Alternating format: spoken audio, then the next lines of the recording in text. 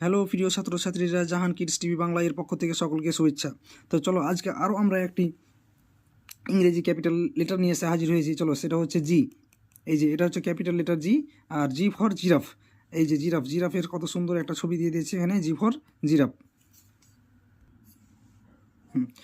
এই যে এটা স্মল লেটারের জি। আমরা একসঙ্গে ক্যাপিটাল লেটার এবং স্মল লেটার দুই লেটারের বর্ণের সঙ্গেই আমরা পরিচিত হয়ে যাচ্ছি কিন্তু। তাহলে এটা স্মল লেটারের জি।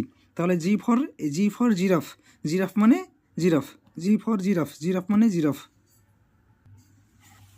তো চলো আরও তিনটি শব্দের সঙ্গে আমরা পরিচিত হয়ে যাব। জি ফর গার্ল, গার্ল মানে বালিকা। তাহলে জি ফর গার্ল, গার্ল মানে বালিকা। জি ফর গোট, গোট মানে ছাগল। জি ফর গোট, গোট মানে ছাগল।